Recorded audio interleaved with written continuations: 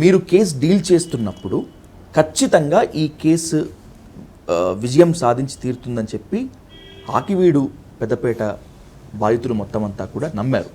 Cut చేస్తే supreme court ఆ petition dismiss చేయాల్సినటువంటి తీరును మనం చూస్తున్నాం. మీరు ఓడిపోయారా, లేకపోతే కేసు ఓడిపోయిందా, లేకపోతే ఇంకెవరన్నా గెలిచారా? లేదు సారీ, ఇక్కడ what happened I will tell you.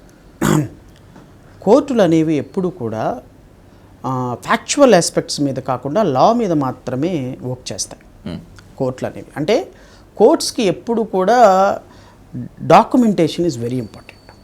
As far as ఈ ల్యాండ్కు సంబంధించిన, టెంపుల్కి సంబంధించిన, కన్స్ట్రక్షన్స్కి సంబంధించిన ఇష్యూస్లో అధికారులు ఇచ్చేటువంటి రిపోర్ట్సే ప్రైమా ఫేసి రిపోర్ట్స్. ఇక్కడ ఏమైపోయింది అంటే, నేను కేసు హైకోర్టులో కేసు వేసే టైంకి, సుప్రీంకోర్టులో కేసు వేసే టైంకి ఆ టెంపుల్కి సంబంధించిన కన్స్ట్రక్షన్ ఎన్ఓసి ఇవ్వలేదు కలెక్టర్. రెండు ఆ కన్స్ట్రక్షన్కి మున్సిపల్ కమిషనర్ పర్మిషన్ ఇవ్వలేదు. అక్కడున్న ఆర్డీఓ కానీ తహసీల్దార్ కానీ దీనికి సంబంధించినటువంటి డిమాలిషన్కి ప్రొసీజర్ ఫాలో అవ్వలేదు. ఈ 3 ల్యాచెస్ నేను కేసు ఫైల్ చేసేటప్పటికి ఉన్నాయి. నేను కేసు ఫైల్ చేసిన తర్వాత what happened, there are certain developments were happened.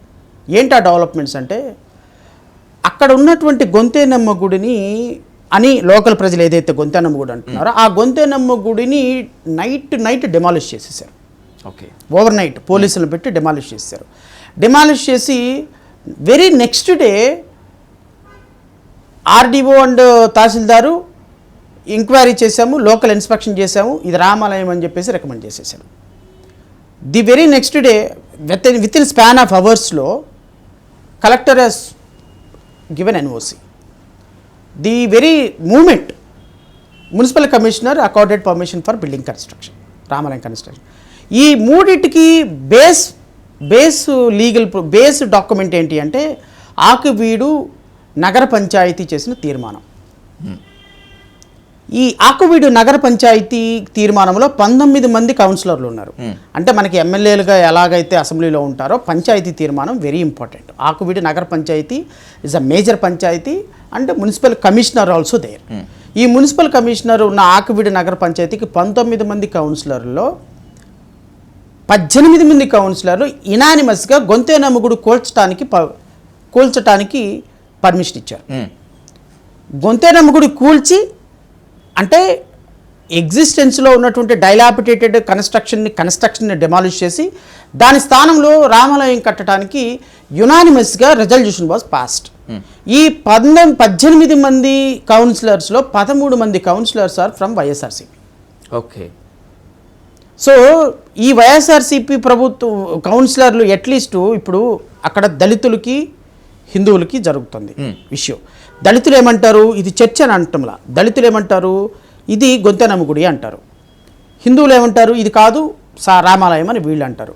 గొంతేనమ్మ కూడా రామాలయమా చెప్పాల్సింది ఎవరు అంటే, ఎవరు అక్కడ ఉన్నటువంటి నగర పంచాయతీ.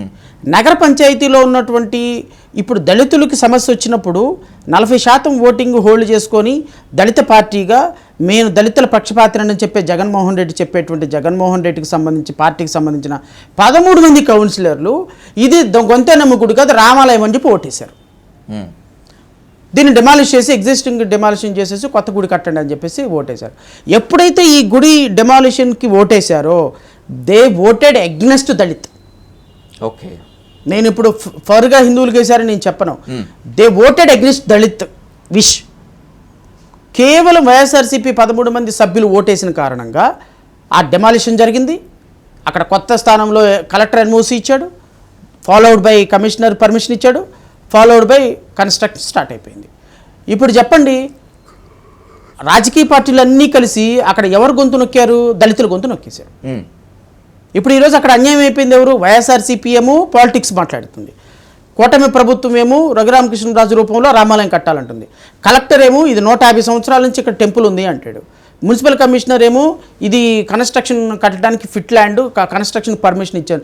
మరి ఇన్ని ఎంతమంది అధికారులు, ప్రభుత్వము, వ్యవస్థ మొత్తం ఉండగా మనం ఏం చేయగలుగుతాం? కోర్టుల్లో, న్యాయస్థానాల్లో ఏం చేయగలుగుతాం? మనం మనం మనం మన వాదన వినిపించగలుగుతాం సమర్థవంతంగా. కోర్టు అయినా ఏం చెప్తుంది, అల్టిమేట్గా డాక్యుమెంట్స్ ఏం చెప్తుందో, నగర పంచాయతీ మున్సిపల్ కమిషనరు ఎలాగ పర్మిషన్స్ ఇచ్చారు, ఎలాగ కలెక్టర్ ఎన్ఓసి ఇచ్చాడు, ఎలాగ మున్సిపల్ కమిషనర్ పర్మిషన్ ఇచ్చాడు, ఎలాగ ఆర్డీఓ అండ్ తహసీల్దార్ పర్మిషన్స్ ఇచ్చేసారు, ఇంతమంది పర్మిషన్లు ఇచ్చారు, 150 సంవత్సరాల నుంచి రామాలయం ఉందని అంటున్నారు, దాన్ని ఇప్పుడు వచ్చి మీరు రామాలయం కట్టొద్దు ఇక్కడ గొంతెనమ్మ గుడి అంటే ఎవరు డిసైడ్ చేయాలి? అది గొంతెనమ్మ గుడి కాదు, ఇది రామాలయం అని చెప్పేసి వైఎస్ఆర్సీపీ అఫీషియల్గా అనౌన్స్ చేసింది. వాళ్ళ పేపర్లో నుంచి వచ్చిన ఆర్టికల్ నుంచే కదా ఆ రోజు పంచాయతీ అంతా జరుగుతుంది. ఎగ్జాక్ట్లీ. సో నేనేమంటాను అంటే ఇది ఎవరి అపజయం ఎవరి విజయం కాదు సాధు. ఇది నేను ఒక్క మాట చెప్పాలి అంటే ఇది రాజకీయ పార్టీలు ఆడే క్రీడలో దళితులు అభాసపాలైపోయారు. దళితుల యొక్క కోరిక, వాళ్ళ యొక్క మనోభావాలు దెబ్బతినటానికి కారణం ఇది రఘురామకృష్ణరాజు విజయమో జడా శ్రావణ్ కుమార్ అపజయమో నేనైతే ఫీల్ అవును. ఎవరైనా ఫీల్ అయితే వాళ్ళ కర్మ, నేనేం చేయగలిగింది లేదు. ఇది అక్కడున్న వాస్తవ పరిస్థితులను తొక్కిపట్టి దళిత ఓట్లు హోల్డ్ చేసుకున్న వైఎస్ఆర్సీపీ డబుల్ గేమ్ ప్లే చేసింది. అందరి దగ్గర నుంచి ఓట్లు తీసుకొని వాళ్ళ భవిష్యత్తుని కులాల మతాలకి ప్రాంతాలకు అతీతంగా పనిచేయాల్సిన ప్రభుత్వాలు అక్కడ డౌన్ ప్లే చేసినాయి. అధికారులు రఘురామకృష్ణరాజుకు తలొగ్గారు. ఇంతమంది మ్యానిపులేట్ చేసిన తర్వాత who am I? Sir, Raghu Rama Krishna Raju గారి ఎపిసోడ్ ఎస్పెషల్లీ ఈ ఆకివీడు రామాలయానికి సంబంధించి ఆయన పట్టు అక్కడ ఉన్నటువంటి ఓటు బ్యాంకుని చెదరగొడుతుంది, కూటమి సర్కార్కి చెడ్డ పేరు తీసుకొస్తుందని చెప్పి నాతో పర్సనల్గా ఉన్నటువంటి టీడీపీ ఎమ్మెల్యేలు తెలుసు, కూటమి నేతలు కూడా చాలామంది అన్నారు. బట్ ఇప్పుడు ఆయన విజయం సాధించాడు, ఆయన పంతమే నెగ్గింది, హిందూ ఓట్ బ్యాంక్ సాలిడ్గా ఇప్పుడు కూటమి వైపు ఉంది అని అనుకోవచ్చా? ఒక ఇన్సిడెంట్ని బేస్ చేసుకొని ఎప్పుడు కూడా ఓటింగ్ ఒక కమ్యూనిటీ నుంచి డైవర్ట్ అయితే ఒక పార్టీకి ర్యాలీ అవుతుందని చెప్పలేం. It's depend upon so many factors.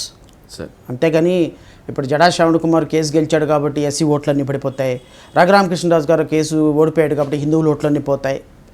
అదేం పెద్ద ఒక ఇన్సిడెంట్ ఎప్పుడు కూడా ఒక వ్యక్తి ఓటింగ్ని, ఒక పార్టీ ఓటింగ్ని ర్యాలీ చేస్తుంది, లేకపోతే చేంజ్ చేస్తుంది, లేకపోతే ఏదో పెద్ద చేస్తుంది అని మార్పు తీసుకొస్తుందని నేను అనుకోను. బట్ ఒకటైతే మాత్రం కన్ఫర్మ్, ఈ ప్రభుత్వంలో, కూటమి ప్రభుత్వంలో జరుగుతున్న పరిణామాల వల్ల కూటమి ప్రభుత్వంలో ఒక 20% ఎస్సీ ఓటింగ్ పోయింది. అవునా సార్? 20% ఎస్సీ ఓటింగ్ ఈ కూటమి ప్రభుత్వానికి పోయింది. మళ్ళీ అది జగన్మోహన్ రెడ్డి దగ్గరికి వెళ్తుందంటే అది కూడా లేదు. That's my question to Jaganmohan Reddy వైపు కన్సాలిడేట్ అవుతుంది, కన్సాలిడేట్ అది కూడా లేదు. ఎందుకు అంటే జగన్మోహన్ రెడ్డి వైపు ఓటింగ్ వెళ్ళే ప్రసక్తే లేదు. ఎందుకు లేదు అంటే జగన్మోహన్ రెడ్డి 5 సంవత్సరాల్లో దళితులకు చేసినటువంటి అన్యాయాలు, రద్దు చేసినటువంటి పథకాలు ఇప్పటికీ కూడా ప్రజల మనసుల్లో గింగరాలు తిరుగుతున్నాయి. అదేంటి సార్, 2029 ఎన్నికల్లో మేమే వస్తున్నాం, మేమే గెలుస్తున్నాం అని చెప్పి వాళ్ళు అంటుంటే మీరేమో ఇట్లా అంటున్నారు అంటే సాధు ఇక్కడ వస్తున్నాము రావటానికి కారణాలు ఉన్నాయి. ఇప్పుడు వైనాట్ 175 అన్నారు, ఎన్ని వచ్చినాయి? తిప్పి కొడితే 11 కదా, అట్లీస్ట్ 11 సార్. అంతే అంతే. వైనాట్ 175 నుంచి 11కి పడిపోయారు. మళ్ళీ 2029లో మేమే వస్తున్నామని అనొచ్చు, తప్పేముంది. ఒక రాజకీయ పార్టీగా మేమే వస్తాము, మేమే మళ్ళీ గెలుస్తామని అనొచ్చు. కానీ వాట్ ఈస్ ద బేసిస్? వచ్చి మీరేం చేస్తారు అంటున్నాను నేను. మీకు 151 మంది అధికారం ఇచ్చినప్పుడు మీరేం చేశారు? తల్లి ఒడి దగ్గర ఏంది, బెస్ట్ అవైలబుల్ స్కూల్స్ దగ్గర నుంచి, లోన్స్ దగ్గర నుంచి, స్టడీ లీవ్ దగ్గర నుంచి, స్టడీ సర్కిల్ దగ్గర నుంచి, అరే పిల్లలు ఐఏఎస్లు ఐపీఎస్లు అవడానికి స్టడీ సర్కిల్లో కోచింగ్లు ఉండేవి మేము ఉన్నప్పుడు, మేము చదువుకునేటప్పుడు. ఎక్కడ ఉన్నాయి? మొత్తం తీసిపడేశారు. ఎస్సీ ఎస్టీ పీజీ స్కాలర్షిప్లు తీసిపడేశారు, ప్రోత్సాహాలు తీసిపడేశారు, లోన్లు తీసిపడేశారు, ఎక్కడికక్కడ మొత్తం రద్దు చేసి పడేశారు. ఎస్సీలు ఎస్టీలుగా పుట్టడమే మా కర్మ అన్నట్టు మొత్తం సప్లాన్ నిధులు 4,40,000 కోట్ల రూపాయలు డైవర్ట్ చేశారు. ఇంత చేసిన వైఎస్ఆర్సీపీ ప్రభుత్వం రేపు ఏ మొహం పెట్టుకొని దళితులు ఓట్లు అడుగుతుంది అంటున్నా నేను. అంత చేస్తున్నా కూడా వైసీపీలో ఉన్నటువంటి ఏ దళిత ప్రజాప్రతినిధి, దళిత ఎమ్మెల్యేలు, ఎంపీలు మాట్లాడలే. అబ్సల్యూట్లీ మాట్లాడాలి. రేపొద్దున నేను జగన్మోహన్ రెడ్డి గారిని కూడా మాట్లాడేది ఏంటంటే, ప్రతిపక్ష పార్టీగా జగన్మోహన్ రెడ్డి, ఇప్పుడు ముఖ్యమంత్రిగా చంద్రబాబు నాయుడు గారు, వీళ్ళు మీ ఇద్దరు ఇప్పుడు గత 26 పథకాలు రద్దు చేశారు అని చెప్పేసి నేను if you permit me, because I have to read this please sir, please. ఎందుకంటే ఇది రాష్ట్ర ప్రజలకు కూడా ఇది తెలియాల్సిన పరిస్థితి ఉంటుంది. వైఎస్ఆర్సీపీ ప్రభుత్వంలో రద్దయినటువంటిది బెస్ట్ అవైలబుల్ స్కూల్స్ రద్దు చేశారు సాహు. ఏపీ స్టడీ సర్కిల్ రద్దు. జీఓఎంఎస్ నెంబర్ 77 డేటెడ్ 25/12/2020 ద్వారా ఎస్సీ ఎస్టీ పీజీ విద్యార్థులకు ఇచ్చే స్కాలర్షిప్లు రద్దు. ఏ పీజీ విద్యార్థికి స్కాలర్షిప్ రాదు 2020 నుంచి. ఎస్సీ ఎస్టీలకు రాదు. పీజీలు చదివేవా నువ్వు you are not entitled for the scholarship. Jagan తీసుకున్నటువంటి నిర్ణయం. GOMS number 107, 108 dated 19/7/2023 and GOMS number 111 dated 24/7/2023 ద్వారా మెడికల్ అడ్మిషన్స్లో ఎస్సీ ఎస్టీలకు రావాల్సిన రిజర్వేషన్ని ఓవరాల్ 60% నుంచి 23% కుదించాడు. 13,000, 16,000 పెట్టి కొనాల్సిన మెడికల్ సీటు 16 లక్షలు 23 లక్షలు చేశారు. ఇది జగన్మోహన్ రెడ్డి గవర్నమెంట్లో వచ్చిన జీవోలు. ఆ జీవోలు ఇప్పటికీ హైకోర్టులో ఛాలెంజ్లో ఉన్నాయి. నెంబర్ 2 తర్వాత అంబేద్కర్ ఓవర్సీస్ విద్యానిధి పథకం కంప్లీట్గా ఆఫ్ చేశాడు. భూమి కొనుగోలు పథకం రద్దు. కులాంతర వివాహ ప్రోత్సాహ పథకం రద్దు. ఎస్సీ కార్పొరేషన్లో సెక్యూరిటీ లోన్లు రద్దు. బుక్ బ్యాంక్ పథకం అనేది చాలా మంచి పథకం. బుక్ బ్యాంక్ పథకం రద్దు. మాలా మాదిగ రెల్లి కార్పొరేషన్ పూర్తిగా విచ్ఛిన్నం చేసి పడేశాడు. ఎస్సీ ఎస్టీ యువతులకు రావాల్సిన సబ్సిడీ మరియు ప్రోత్సాహక ఉపాధి పథకం రద్దు. అది ఒకటి ఉండేది. ఎస్సీ ఎస్టీ నిరుపేద కుటుంబాల నుంచి 12,500 అసైన్డ్ భూములను లాక్కున్నాడు. ఏది 2019-24 నుంచి. తర్వాత 4,98,000 కోట్ల 426 కోట్ల ఎస్సీ ఎస్టీ సప్లా నిధుల్ని దారిమళ్లించేశారు. ఇది 2019-24 మధ్యలో జరిగింది. మళ్ళీ 24-26 మళ్ళీ డేటా వేరుంది. NSFDC, NSKDC లోన్లు పూర్తిగా రద్దు. స్టడీ లీవ్ రద్దు.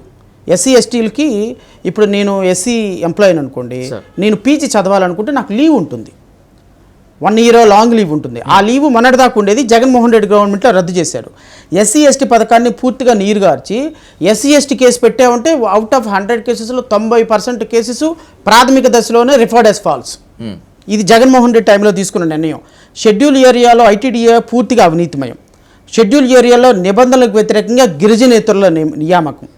తర్వాత 2019-24 మధ్యలో ఎస్సీ ఎస్టీలు 220 మంది చంపేశారు. నెంబర్ 2 ఎస్సీ ఎస్టీల మీద 56,981 మంది మీద దాడులు, పాశవికమైన దాడులు. నెంబర్ 3 637 మంది మహిళల మీద అత్యాచారాలు స్పాన్ ఆఫ్ 5 yearsలో. నెంబర్ 21 గురుకులాలు మరియు రెసిడెన్షియల్ సీట్ల కుదింపు. 22 ఎస్సీ కార్పొరేషన్ షార్ట్ టర్మ్ లోన్లు నిలుపుదల. ఎస్సీ కమ్యూనిటీ హాల్ నిర్మాణాల నిలుపుదల ఎస్సీ ప్యాటర్న్లో. దళిత ఆదివాసీ విద్యార్థులకు కాస్మోటిక్ ఛార్జీల నిలుపుదల. గురుకుల మరియు రెసిడెన్షియల్ స్కూల్స్లో స్కిల్ డెవలప్మెంట్ ప్రోగ్రాము రద్దు. సంక్షేమ వసతి గృహాలకు ఇచ్చే సబ్సిడీ రద్దు. టోటల్ 26 పథకాలు. ఈ 26 పథకాలు రద్దయింది జగన్మోహన్ రెడ్డి టైంలో. ఈ 26 పథకాలను రిస్టోర్ చేస్తాము అని అధికారంలోకి వచ్చింది కూటమి ప్రభుత్వం. కూటమి చేసిందా కనీసం? మరి ఒక్కటి కూడా చేయలే. Not even single scheme was restored. Okay, except Ambedkar overseas Vidyanidhi పథకం తప్ప. నేను అడుగుతున్నా, గత ప్రభుత్వంకి ఓట్లు వేసినటువంటి 40% మంది దళితుల్ని మళ్ళీ జగన్కి ఇందుకు ఓటేయాలా? ఇప్పుడు ఈ కూటమి ప్రభుత్వానికి 2 సంవత్సరాలు అయినా కూడా ఇప్పుడు 226 మంది చచ్చిపోతే ఇప్పుడు డాక్టర్ సుధాకర్కి ఏం న్యాయం జరిగింది? సాధు సుబ్రహ్మణ్యంకి ఏం న్యాయం జరిగింది? అచ్చెన్నకి ఏం న్యాయం జరిగింది? వరప్రసాద్కి ఏం న్యాయం జరిగింది? ఈరోజు రాష్ట్రంలో స్పెషల్ ట్రిబ్యునల్ పెడతానని చెప్పేసి చంద్రబాబు నాయుడు గారు మాట ఇచ్చి ఈరోజు ఇంతమంది మీద చచ్చిపోతే, ఇంతమంది దారుణాలు జరిగితే, ఇన్ని స్కీములు రద్దు అయితే, ఇన్ని జరిగితే కూటమి ప్రభుత్వం కూడా చేయట్లేదు కదా సాహు. నువ్వేమో మాయ చేసేసి వెళ్ళిపోయినావు. ఇప్పుడేమో కూటమి ప్రభుత్వం ఏం చేయటం లేదు. ఇప్పుడు వీటన్నిటి మీద నేను ఆంధ్రప్రదేశ్ రాష్ట్రంలో గత ప్రభుత్వం చేసిన దుర్మార్గాన్ని ఈ ప్రభుత్వం కంటిన్యూ చేస్తున్న కారణంగా నేను అతి త్వరలో రాష్ట్రంలో ఒక భీమ్ జన్ ఉద్యమానికి ఒక ఉద్యమానికి నేను ఖచ్చితంగా పిలుపునిస్తా. రాబోయే అతి త్వరలో ఆగస్టు 15 నుంచి ఈ ఉద్యమం స్టార్ట్ కాబోతుంది. ఆంధ్రప్రదేశ్ రాష్ట్రంలో నేను ఒక 1000 మందితోటి సామూహిక నిరసన దీక్ష దయదలుచుకున్నాను ఆగస్టు 15వ తారీఖున. ఈ పథకాలన్నీ రద్దు చేసిన పథకాలన్నీ రిస్టోర్ చేయాలి. ఈ పథకాల తర్వాత ఆర్థిక అభివృద్ధికి, ఎస్సీ ఎస్టీలకి, ఆదివాసీలకి, ఎస్సీలకి, ఎస్టీలకి, ఆదివాసీలకి మన రాష్ట్రంలో జరగాల్సిన న్యాయం జరగాలి. మాకెంతో, మేమెంతో, మాకంతా. ఈ ఉద్యమాన్ని ఆంధ్రప్రదేశ్ రాష్ట్రంలో నేనే మొదలు పెట్టబోతున్నా. ఖచ్చితంగా ప్రభుత్వాల మెడలు వంచి తీరుతాం.